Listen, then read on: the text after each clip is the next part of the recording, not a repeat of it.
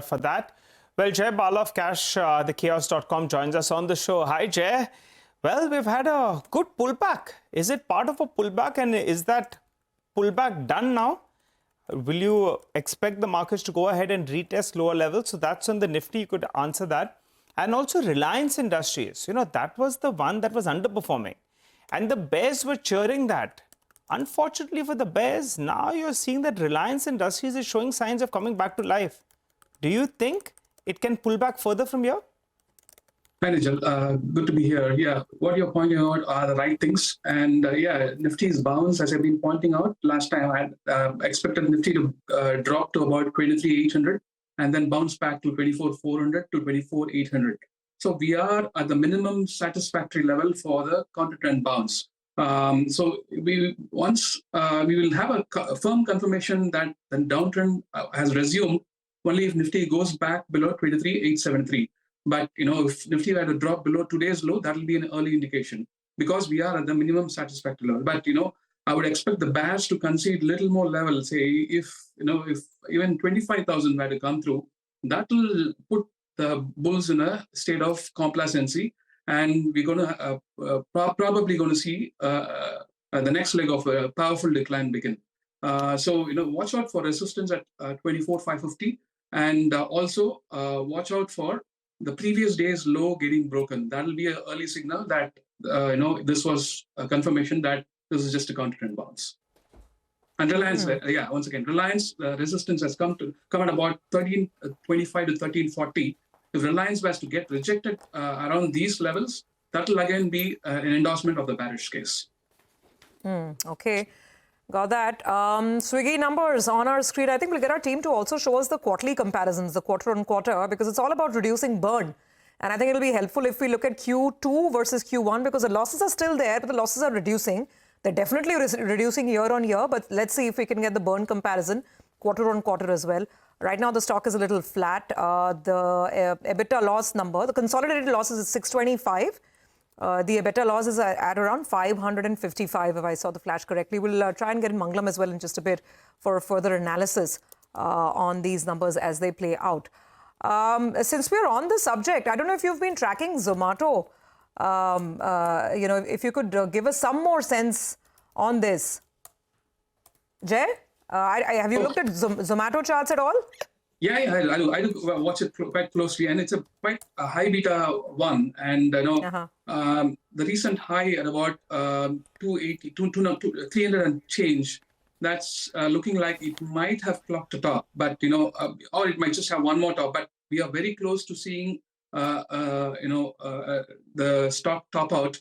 But it's not yet a short. So if you are having long positions, keep a tight stop at about 260 and change. And that will be the best strategy to do for Zomato.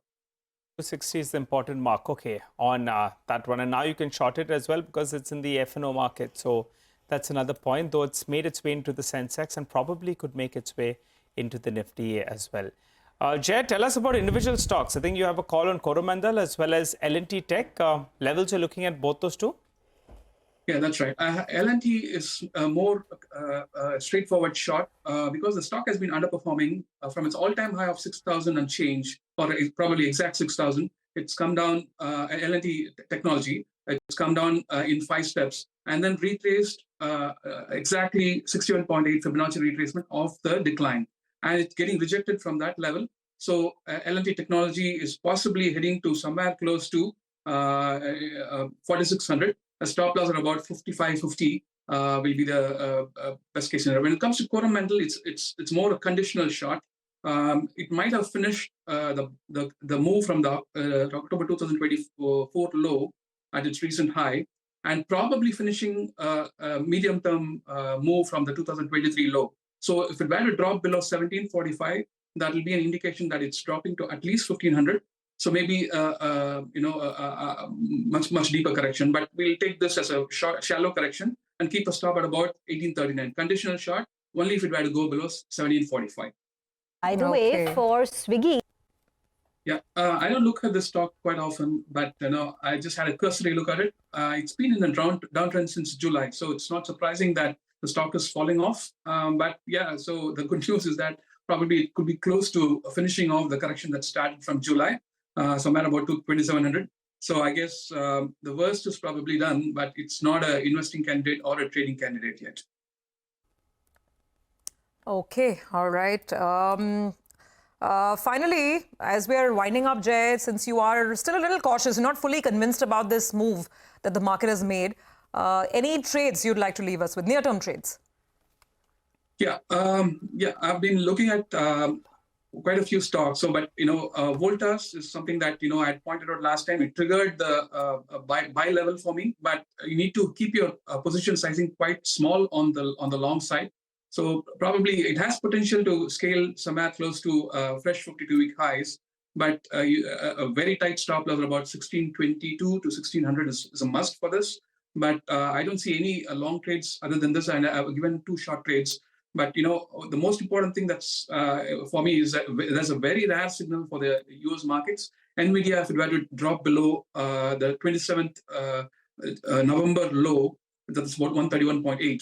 It probably would mark the beginning of an important change in trend for the US markets, because the US NASDAQ 100 is at all-time high and the semiconductor index is below its 50-day moving average. There's just been one occurrence in 2018. When that happened, the NASDAQ, when it caught up with its 50-day moving average, there was a 20% decline. So watch out for the NASDAQ to catch up with the 50-day moving average. That might be a very significant change in trend for the US markets. So that will have additional impact on the Indian markets, where the Nifty IT index is still holding up, and that's been the only index that's a holdout.